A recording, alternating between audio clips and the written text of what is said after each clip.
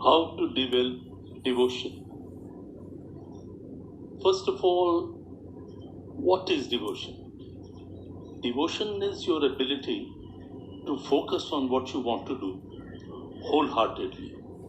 And what it requires control over your mind, total interest and respect for the subject, and if the devotion is for the Almighty, dedicate all to the Almighty.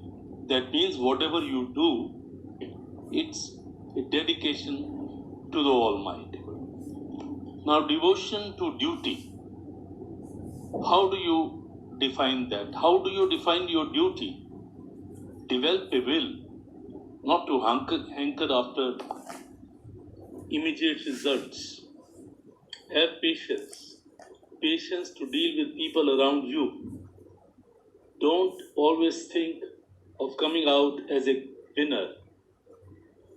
Try to think win-win situation. Then you must have a commitment to the purpose. Now, how we can develop devotion?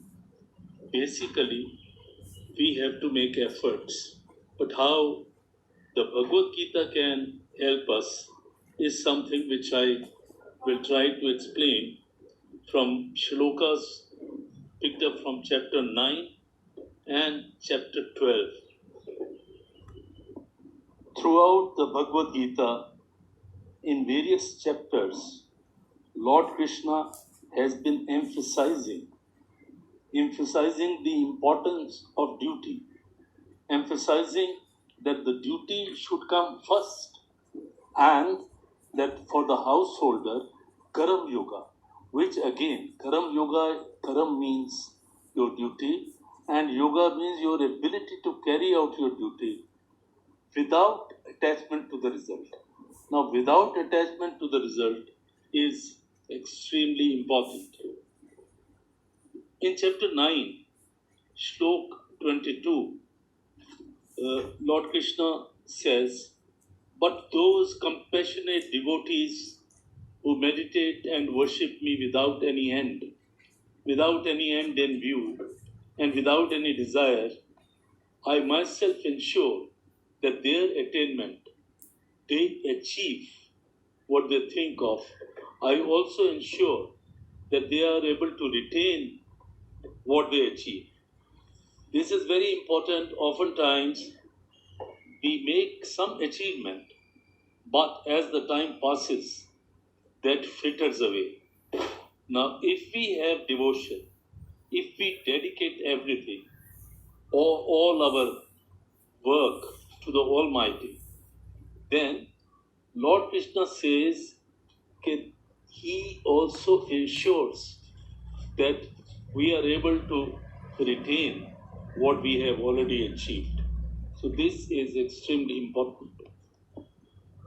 Again, in the Shlok 27 of the same chapter 9, Lord Krishna says, "You must dedicate to me all that you perform, what you eat, and the havan, the sacrifice you make, whatever donations you do, or whatever good work that you do.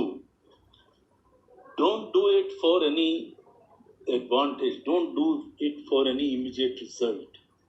Your tapa, whichever you are doing, put your mind and soul into it and dedicate all to be alone.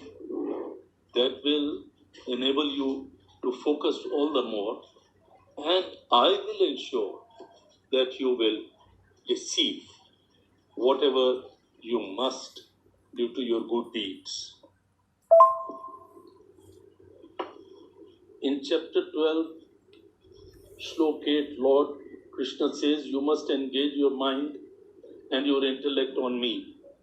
If you do so, in fact, you will dwell in me, and there is no doubt about it. If you are not capable enough to fix your mind in me, then, Arjun, wish for attaining me through repeated efforts and through such yoga." In case you are not even capable of doing this, you are not capable of performing such yoga, then give up your selfish motives and dedicate all your deeds to me, the Almighty. In this manner, you will be able to attain salvation and finally merge in me. However, if you are not in a position to carry out even that, then you must exercise control over your mind and intellect and relinquish the fruit of your labor. Practice with knowledge is better than practice without understanding. Meditation on my manifestations is better than knowledge. However, relinquishing the fruits of your deeds is even better than meditation.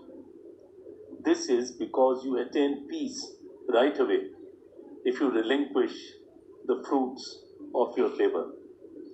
The person who is free from envy, jealousy, or any kind of selfish motive, he who loves all, sympathizes with everyone, and is without any attachment of ego, all, and for whom the pleasure and pain is just the same, one who pardons all and gives courage to everyone, removes fear of even those sinners. He who is always satisfied and has full control over his mind and senses holds a strong belief in me. Such a devotee of mine is lovable indeed.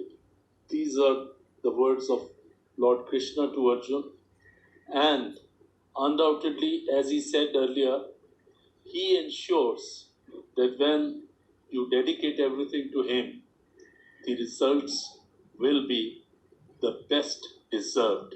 So once we know devotion is essential for the performance of our duty, devotion to our duty towards our work, devotion to our duty towards family, towards health, towards society, towards nation, then undoubtedly we will be doing our best.